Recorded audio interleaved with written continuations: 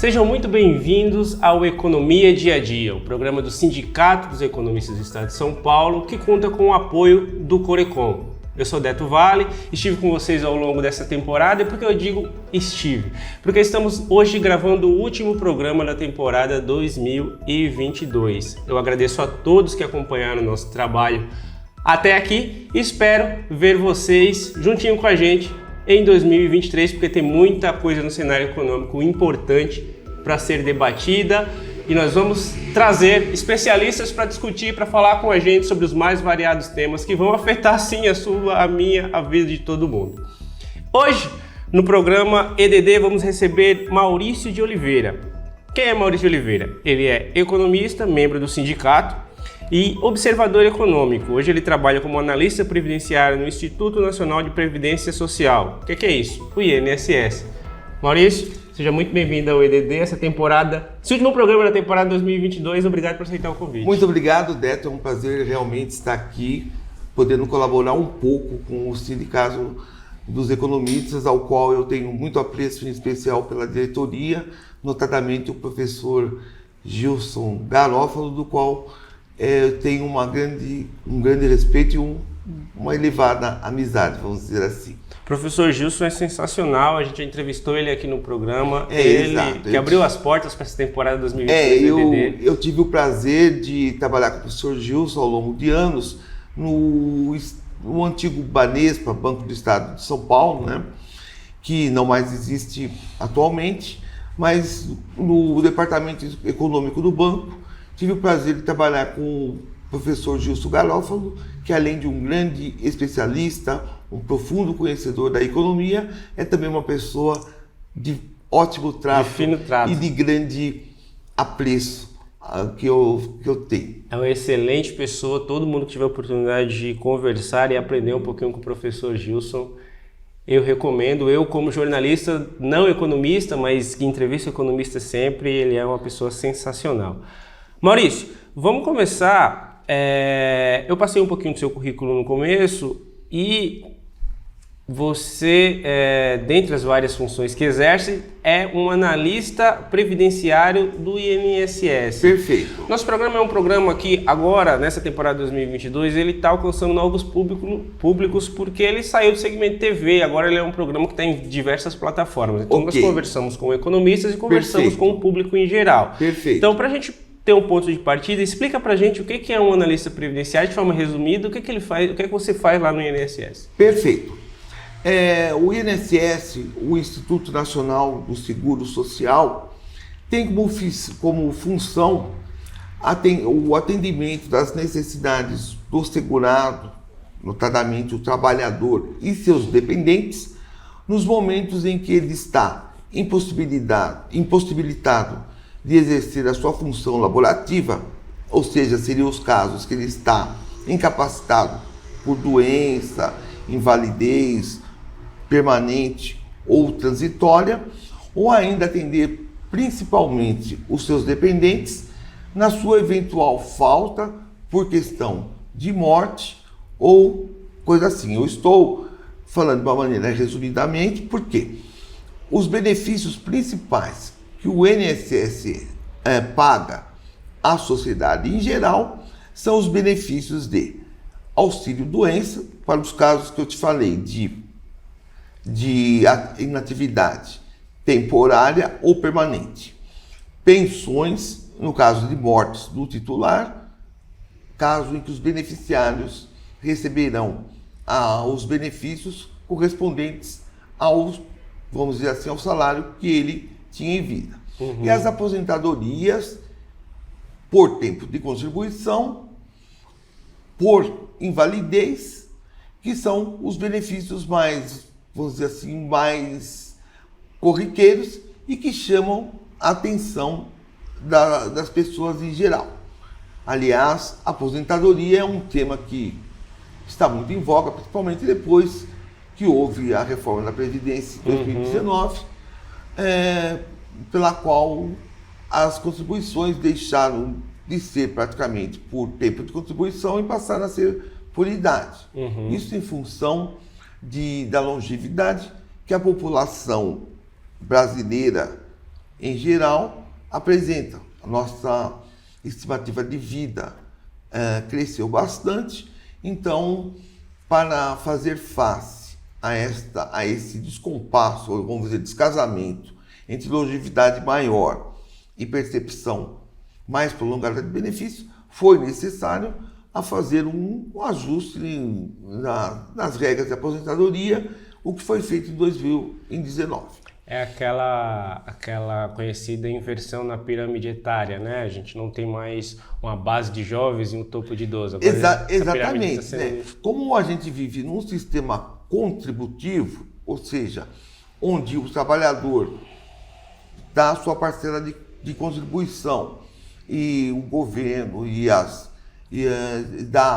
tem a sua contraparte, é necessário equalizar a fim de que você mantenha, vamos dizer assim, a paridade entre os que estão fora e os que vão receber, ou estão recebendo hoje, ou virão a perceber no futuro. Uhum. Também é interessante destacar que a Previdência também paga os salários maternidade para a mulher quando está afastada das suas funções em função do nascimento de filhos, né? E os benefícios assistenciais, que muita gente confunde com aposentadorias, mas é diferente. É o caso do BPC, Benefício de Prestação Continuada, que é entre aspas, um salário, um benefício que é pago às pessoas que sofrem de doenças específicas ou que estão em situação de fragilidade econômica ou social. A gente ouviu ao longo dos anos muito falar sobre a tal fila do INSS, de pessoas que dão entrada na solicitação do previdenciário, dos benefícios, etc., e que a fila está aumentando, a fila está diminuindo. Como está esse cenário hoje, para você que está lá dentro? Primeiro, essa informação procede? Realmente tem uma fila enorme lá dentro de gente esperando? Já chegou, em algum momento isso chegou a acontecer e agora diminuiu? A tecnologia ajudou nesse processo? Vamos dizer assim, vamos por partes. Existe realmente uma grande demanda, existe, vamos dizer assim, dificuldades no atendimento dessa demanda por conta de fatores como queda do pessoal hoje empregado no INSS. Redução de quadro. Redução de quadro pessoal. Funcionalismo público. Exatamente. Como é de notório saber, os concursos públicos têm se escasseado. Recentemente houve, a questão de 2 semanas, houve até um concurso para o INSS, mas para provimento de apenas 1.000 cargos, se não me falha a memória, o que apenas daria, vamos dizer assim, um pequeno atenuamento da situação. O grande déficit de funcionários do INSS por aposentadoria, por falta de concurso é grande. Eu infelizmente não tenho números atuais para dizer. Isso realmente tem um impacto no atendimento das demandas pela concessão de benefício. Por outro lado, você perguntou da questão tecnológica. Hoje também o aparato tecnológico facilita a atuação e a concessão dos benefícios, na medida em que, dentro do tipo do governo digital, hoje grande parte dos benefícios do INSS podem ser solicitados via os canais de atendimento, notadamente a internet do meu inss.gov.br, pelos canais de atendimento do 135, né? E mediante agendamento, que normalmente é digital. Em face dessa informatização, dessa digitalização dos serviços, hoje a necessidade de ida do segurado às agências é diminuta. E os casos mais frequentes são os de perícia médica, que é impossível do segurado passar por ela sem comparecimento, e notadamente de uma coisa que pode parecer pouco importante, mas a atualização de cadastros. Por quê? Com os cadastros atualizados, o sistema praticamente lê, nos momentos de concessão, ele lê e avalia a situação do segurado, o que favorece a concessão de maneira quase que automática. Eu digo quase que porque é lógico, tem o analista que vai fazer a verificação dos vínculos e das remunerações. Vínculos são as empresas nas quais o segurado trabalhou ou está trabalhando, e as remunerações, que são os valores por ele percebidos e que integrarão os valores a ser pago nos benefícios que eventualmente ele terá direito. Agora, Maurício, para a gente tentar deixar isso um pouco mais claro para as pessoas que estão acompanhando a gente. Para a gente ter uma ideia, hoje você analisa quantos casos por dia, por semana, para a gente ter uma ideia sobre isso, sobre esse volume de demanda que vocês atendem, e se vocês já conseguiram, se o INSS já conseguiu, se a Previdência já conseguiu suprir aquela demanda que ficou reprimida por conta da pandemia. Se vocês já conseguiram equalizar esses números. Bom, em termos de volume de serviço, nós temos metas diárias de atendimento. As metas estão fixadas em função das especificidades do trabalho que cada analista faz. No meu caso específico, eu tenho uma meta diária, que a gente chama de realização de 12 pontos dia, que são atividades as mais variadas, nas quais eu tenho que analisar vínculos e remunerações, que é o meu caso, e a fim de ajustá-los e, vamos dizer assim, torná-los limpos para uma futura concessão.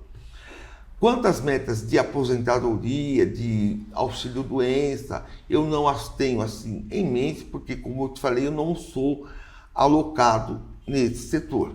E posso dizer que, praticamente, o volume de benefício que foi represado durante a pandemia, hoje já está praticamente atendido.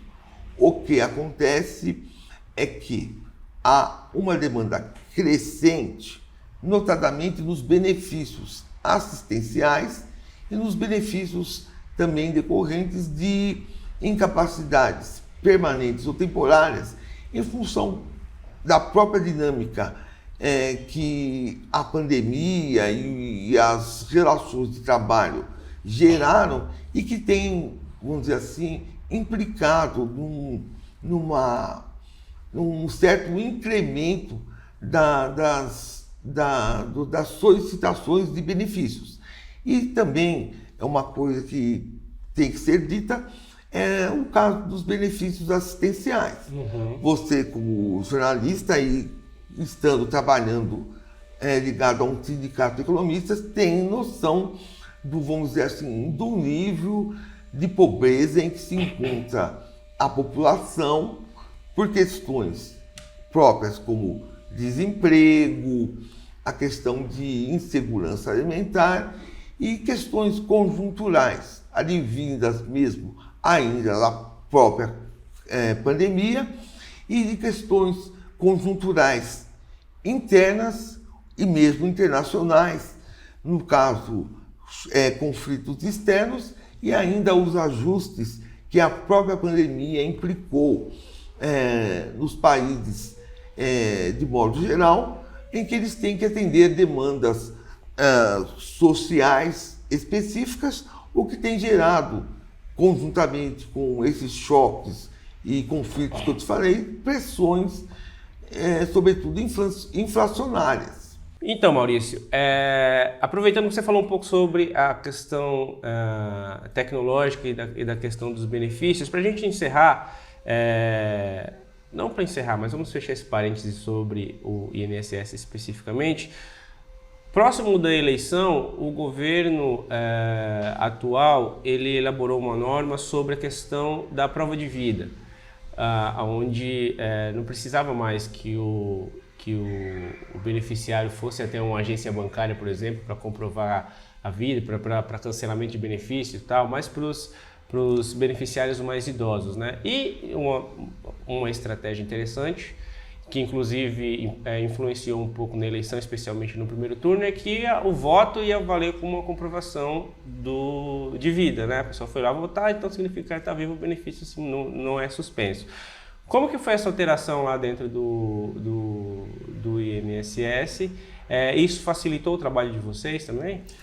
Bom, na verdade, Neto, a questão da prova de vida já há muitos anos não, ou melhor, desde a pandemia já estava sendo, vamos dizer assim, desnecessário. Ficou suspensa um período. Ficou por um curtíssimo período, ficou suspenso, mas houve, vamos dizer assim, por portarias e atos internos, houve mecanismos de prorrogação das provas de vidas anteriores. E como eu digo, no contexto do governo digital, por meio de um aplicativo que eu não sei a dimensão de conhecimento da população em geral, o governo digital é o sougov.br. Deixa eu fazer uma propaganda desse mecanismo do governo federal, que não é do INSS propriamente. As provas de vida já eram automatizadas. Então, vamos dizer assim, esses acontecimentos episódicos que ocorreram ao longo desse período eleitoral, vamos dizer assim, eles só se acresceram a alguns mecanismos que já vinham acontecendo por conta do desenvolvimento tecnológico e aprimoramento do trabalho técnico do INSS. Eleição, Maurício, tivemos aí 18 anos de eleição, parecia que não acabava esse processo eleitoral. As pessoas falaram muito sobre isso, falaram muito sobre a questão econômica. Passou-se a eleição, encerrou a eleição em outubro, as pessoas continuam falando sobre isso. Hoje, eu não sei exatamente quando que esse programa vai ao ar, mas até o momento da gravação ainda tem gente na rua debatendo eleição e uma série de questões que não vale muito a pena a gente entrar no mérito nesse momento. Mas eu queria a sua opinião como um observador econômico agora. Perfeito. Tá? As pessoas fizeram opção por uma mudança de governo, de trabalho, muito em função da questão econômica. Perfeito. Desde o fim da eleição, muito vem se falado sobre a equipe que será montada, sobre as perspectivas para o próximo governo. E a gente está recebendo notícias a cada dia de mais e mais dificuldades, especialmente dificuldades orçamentárias, para que o governo toque coisas básicas, que impactam inclusive na questão previdenciária, né? Perfeito. Dentro de vários outros, incluindo vários outros setores. Eu queria que você falasse um pouco, vamos esquecer os 4 anos de governo que estão para frente, mas as expectativas para 2023. Como que você vê esse processo de transição, que acho que não vai acabar, essa transição não encerra em janeiro, essa transição aí, vou meter entre aspas, vai se estender ao longo de 2023. Qual é a sua perspectiva, qual é a sua percepção sobre isso? Perfeito, Beto.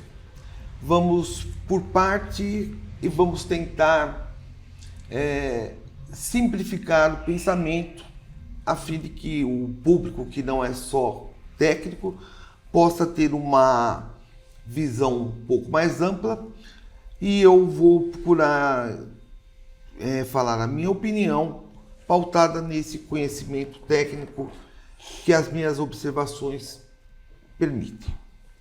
Veja bem, a economia é chamada de economia política. Quando você faz um curso de economia, você está fazendo um curso de economia política. Ou seja, o peso político, aí eu digo político com P maiúsculo, pois não é um sentido político, partidário, ele está afeito ao próprio estudo da economia. Você tem decisões políticas, decisões de política econômica. Política enquanto ciência social, exatamente, não política partidária. Exatamente. Política como ciência social, porque você tem decisões de política econômica quando você toma decisões econômicas, ou seja, política econômica orçamentária, fiscal, financeira, política de inflação, política de emprego. Nós estamos vivendo um período que está sendo marcado pelo vamos dizer assim, um crescente das demandas sociais, principalmente por conta vamos dizer assim, do agravamento da questão do emprego, a questão da própria constatação do aumento da insegurança alimentar, com reflexos em questão de fome e precariedade mesmo humana de alguns estratos. Esse quadro foi propiciado em grande parte pela questão da Covid. Esse ciclo de pandemia que afetou o Brasil, não só o Brasil, afetou o mundo nesses 2 últimos anos, nesse terceiro ano que nós entramos, que gerou uma série de fatores desestruturantes nos quais as pessoas mais suscetíveis às vicissitudes sociais foram as mais afetadas. E nós tivemos um histórico que foi, vamos dizer assim, agravado pela atuação do governo federal em determinadas aplicações das suas políticas de combate à pandemia. Ou seja, chegando ao período eleitoral, nós vivemos uma tensão fomentada por aqueles que demandavam, queriam e querem mudanças traduzidas numa ruptura com esse modelo adotado nos últimos 4 anos, e aqueles que querem, vamos dizer assim, uma abertura maior para as questões sociais. Foi uma eleição polarizada, existem ainda resquícios dessa polarização. Mas, desculpa te interromper, Maurício, eu acho que aí não é nem uma divisão entre essas 2 linhas de pensamento que você falou. Acho que a questão social se impôs devido à pandemia e devido ao aumento da miséria do país. Concordo com você, Beto, e essa é a leitura que eu faço e que deveria ser feita, mas quando você vê uma eleição que é decidida por menos de 1% de diferença, você não pode dizer que é uma coisa unânime. Infelizmente, como eu te falei, eu não estou fazendo aqui apologias dessa ou aquela ideologia política. Sim. Mas a própria sociedade, nas suas opções, mostra essa divisão que pode ser, no mínimo, paradoxal. Sim. Você vê um quadro em que realmente não estou negando e concordo com essa sua pergunta, porque há uma questão social demandante muito grande. Mas isso não é correlato quando você vê os percentuais de votos que o candidato A e B tiveram na eleição. Ou seja, agora nós vamos ter um novo governo que, inclusive hoje, quando estamos gravando esse programa, está divulgando parte do seu ministério. E não quero incorrer em risco, mas ao que tudo indica, tem um determinado candidato, há um certo consenso de que a política econômica poderá, que eu não tenho certeza se foi feita, será levada pelo Fernando Haddad. Fernando Haddad, ex-prefeito de São Paulo. Ex-prefeito de São Paulo, exatamente. Que é um quadro do governo, um quadro do partido que elegeu o presidente do PT. Luiz Inácio Lula da Silva. Deixa eu complementar. Mas eu quero deixar claro uma coisa. Nesse novo desenho ministerial, o Ministério da Economia, esse superministério que foi criado no último governo, ele voltará à sua estrutura original. Voltará à pasta do planejamento, à pasta da fazenda, que é o que chama de economia, e as outras áreas correlatas. Mas e você está falando de percepção minha, acredito que a política econômica, a economia, como está sendo delineada, eu acredito que ela não vai ser de um ministro especificamente. O presidente deixou claro que ele será o condutor dessa política econômica. E nessa condução que ele assinala, haverá uma atenção maior para esses problemas que, inclusive, foram plataformas da sua campanha, que seria o atendimento das demandas sociais que se mostram em situações urgentes. E nesse quadro, ainda nesse desenho, nessa configuração, nessa postura que o presidente adota, creio que serão atendidas as questões relativas a todo esse descompasso que teve da aplicação dos recursos orçamentários nas áreas demandantes que deveriam ser devidamente contempladas e que não foram. Quais vão ser as principais dificuldades desse novo governo nesse primeiro ano?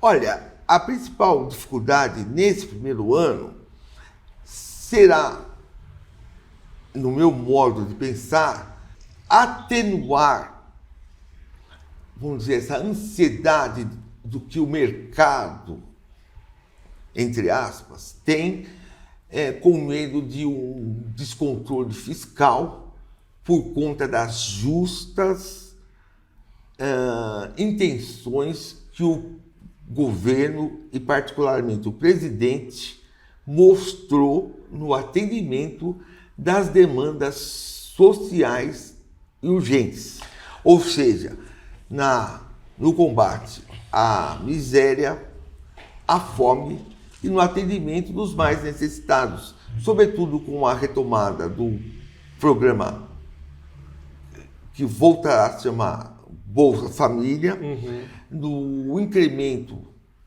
de um valor adicional que hoje está estimado em R$150 por cada dependente a mais, pela retomada de uma política de recuperação do salário mínimo. Esse seria o meu entendimento. Eu falo contemporizar por quê? Porque há um entendimento de que esse tipo de gasto poderia criar tensões inflacionárias. Eu discordo disso.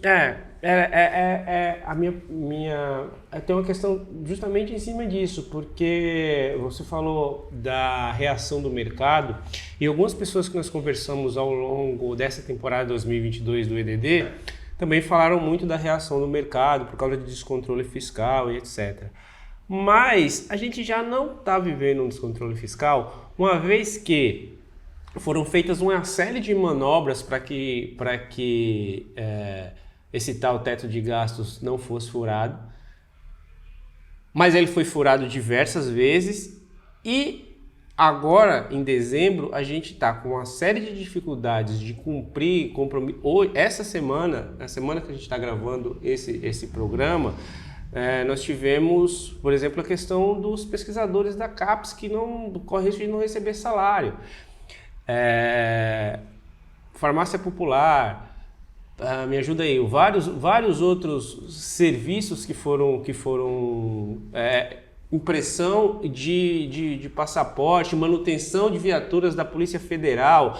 Então, assim, a gente já está vivendo um descontrole fiscal e orçamentário e a gente não está vendo o mercado reagir tão desesperadamente. Por que esse receio só pela mudança de nome? Bom, Deto, vejamos bem. A própria questão do teto de gasto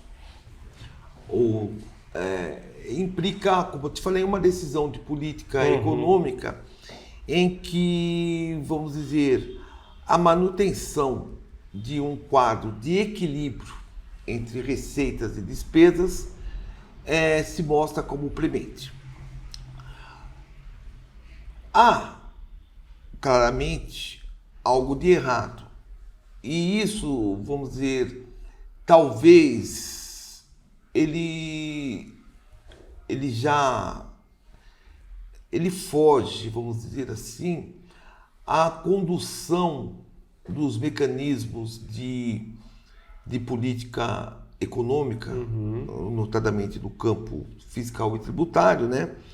O que deve ser tratado como uma anomalia que não deveria estar acontecendo.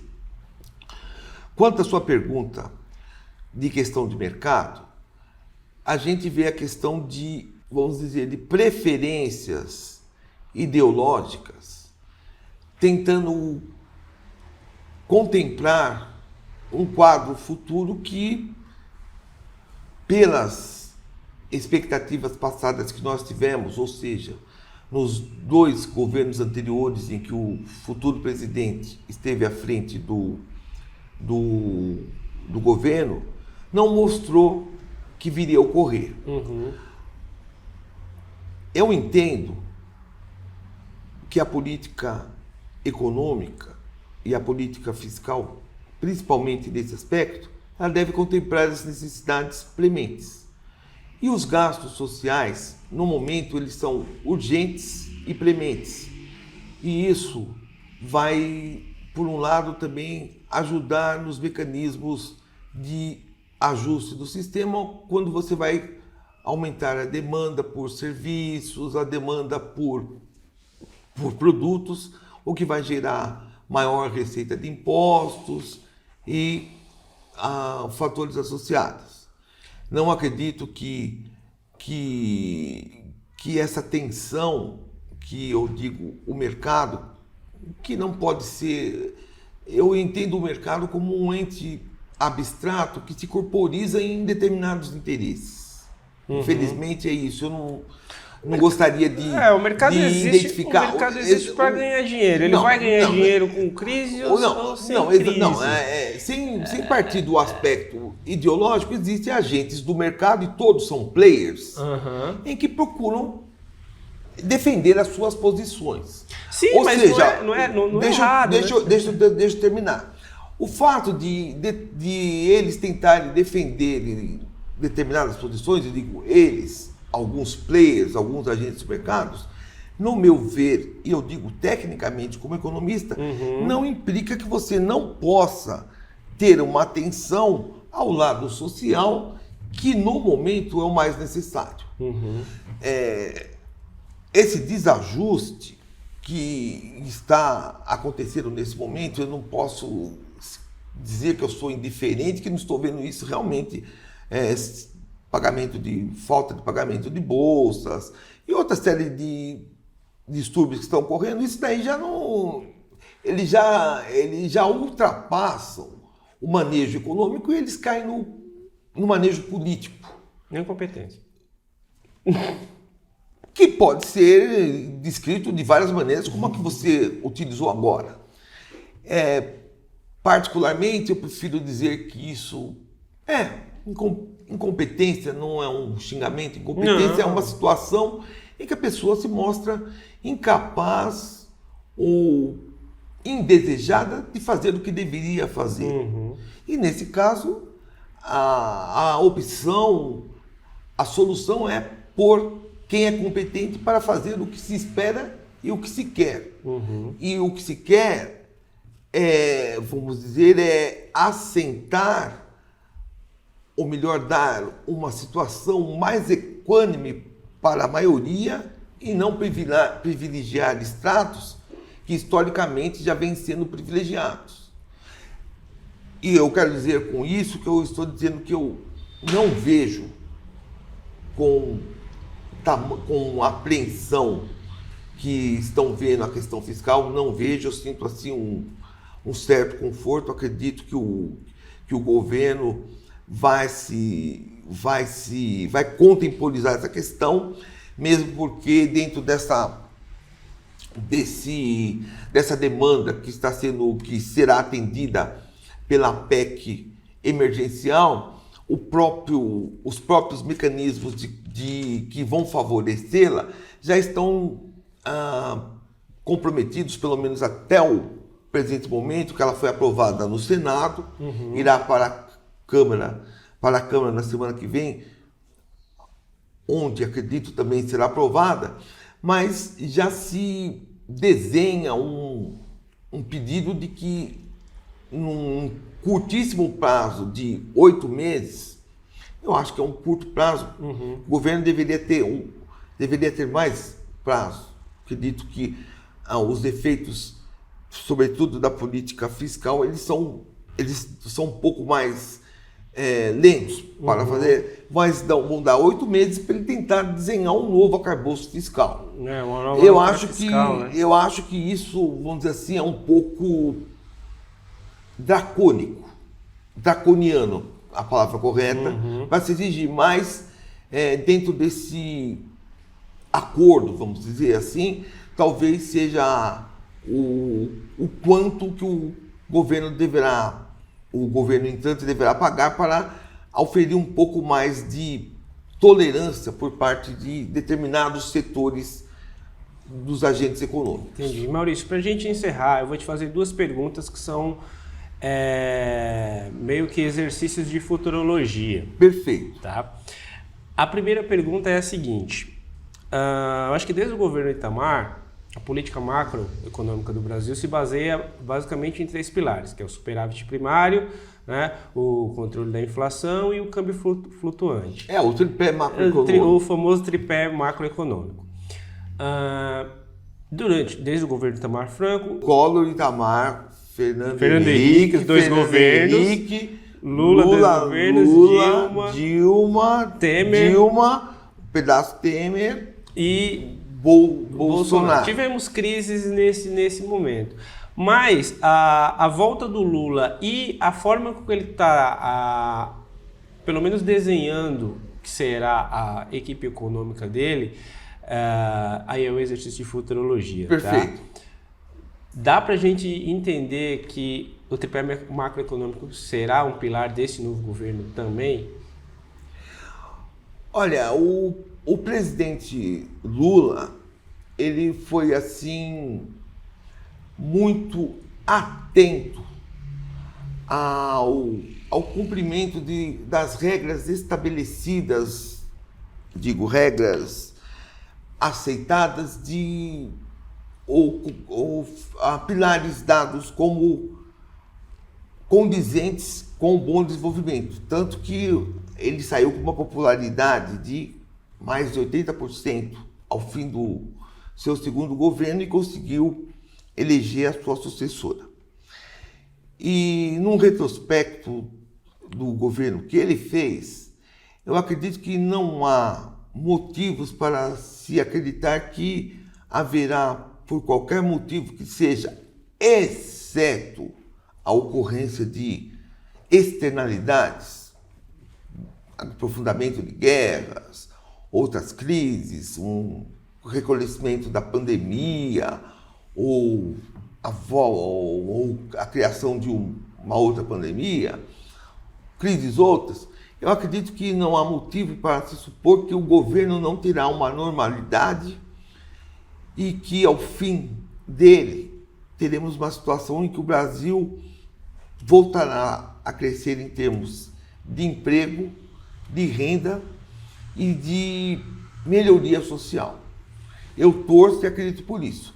É claro que, pelo quadro que ele está recebendo, muitas questões que, vamos dizer assim, ficaram sem resolução, ou por incompetência, ou por não falta de vontade política para fazê-lo, terão uma implicação no primeiro momento do seu governo.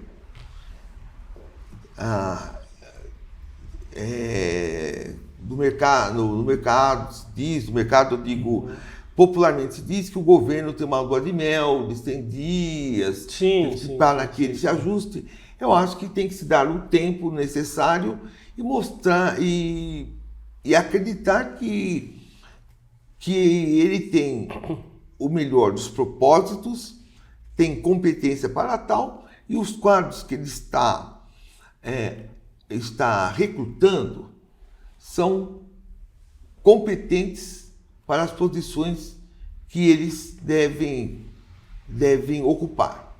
E também eu te volto a dizer, pessoalmente, acredito que o condutor da economia será o próprio presidente, que pela sua visão de vida e pela sua história pessoal, ele vai querer fazer um governo talvez muito melhor do que os que ele fez, e eu particularmente acho que ele os fez de maneira positiva. É o que eu espero.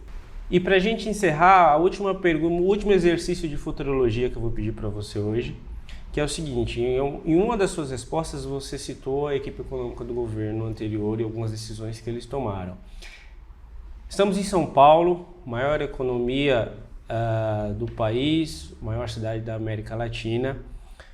Vamos ter aqui um governo novo que acena com a possibilidade de trazer membros dessa equipe econômica para compor o quadro aqui de São Paulo, inclusive com a mesma proposta de criar o que eram super secretarias no governo federal, vão virar super secretarias aqui no governo do estado.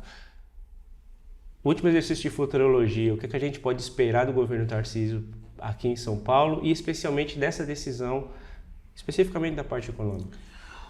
Olha, como eu não só como eu te disse, mas como você pode inferir das minhas respostas, e eu percebo em você um jornalista que é muito apurado no senso econômico, não sei, o uso do cachimbo faz a boca torta, você parece que já pegou uma cancha, você tem uma postura inquiridora muito boa e muito coerente, mostrando o seu sedimentado conhecimento. Você pode notar pelas minhas respostas, você tem uma ideia da ideologia econômica, a escola econômica, melhor, desculpe, onde viu ideologia, vê escola. Ideologia não fala. Ideologia é uma palavra. Perdemos metade da audiência agora. Perdeu, desculpe, foi um lapso. A escola econômica, minha formação econômica, é uma formação econômica mais assentada em atendimento de metas que contemple não só o bem-estar econômico traduzido nos seus números, mas o bem-estar social decorrente disso. É com bastante preocupação que eu vejo a assunção do governo de São Paulo. A experiência vivida no nível federal e a importação de um quadro similar aqui no estado me preocupa muito, sobretudo se for concretizada a possibilidade de haver uma acomodação dos quadros que serão dispensados do governo federal aqui em São Paulo.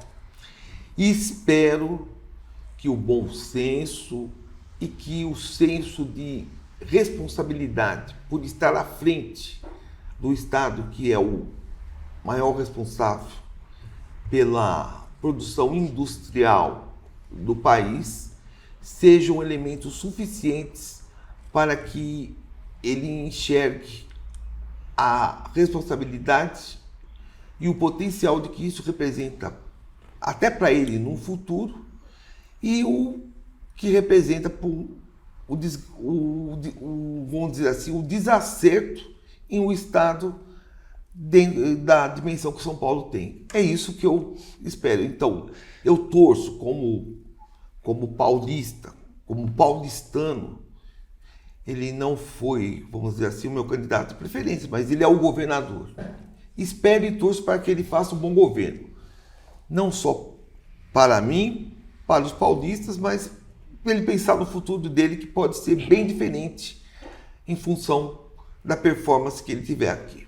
É isso aí, todos nós torcemos, não só para o governo de São Paulo, mas para todos os governadores eleitos. Exato, pelo governo federal. Pelo governo federal. Eu acho que isso não é... Quando a gente fala de eleição, de preferência, nós estamos falando de clube de futebol. A gente torce para clubes e a gente veste a camisa, aceita os erros, porque a gente está falando de paixão. Nós estamos falando de razão. Quando você faz a opção por um candidato e ele não vence, ele está gerindo o seu estado e o seu país, e você torcer contra ele, você está torcendo contra você, contra a sua família, contra o seu país. É a minha mensagem. É isso aí. E todos vocês que ficaram com a gente ao longo dessa temporada de 2022, que fizeram opção pela razão, ao invés da emoção, no campo da economia e um pouco do campo político também, meu muito obrigado. Obrigado por acompanharem mais esse programa, obrigado por acompanhar essa temporada. Vocês foram muito importantes para nós, recebemos vários feedbacks muito interessantes. Obrigado a todos os convidados que passaram aqui nessa mesa ao longo dessa temporada. Obrigado ao sindicato, obrigado a todos os dirigentes que ou aqui como participantes ou nos bastidores nos deram apoio para esse projeto do EDD, que vem desde 99, então temos mais de 20 anos de economia dia a dia, e este ano eu recebi a honra, o grato convite de estar à frente da bancada conversando com pessoas como Maurício de Oliveira, que... E destaco que foi um grande prazer participar, e acho que o EDD está entregue na mão de uma pessoa muito competente como jornalista e como uma pessoa que futuramente deve se empenhar também no exercício da economia, que é uma ciência maravilhosa como a sua. Muito obrigado por estar aqui presente. Um bom ano para você e um bom ano a todos os ouvintes e aos colaboradores do programa. Quando a gente sair daqui, eu te passo o cheque. E a todos vocês que acompanharam mais esse programa, muito obrigado. Não deixem de curtir, comentar, compartilhar. Conto com vocês no ano que vem para mais uma temporada de Economia Dia a Dia, com convidados desse nível que vão debater sobre os diversos aspectos das mais diversas, diferentes escolas econômicas, mas que vão sempre trazer ideias que podem contribuir muito para o desenvolvimento da nossa sociedade. Muito obrigado e eu vejo vocês um ano que vem. Feliz Natal, Feliz Ano Novo para todo mundo. Tchau, tchau.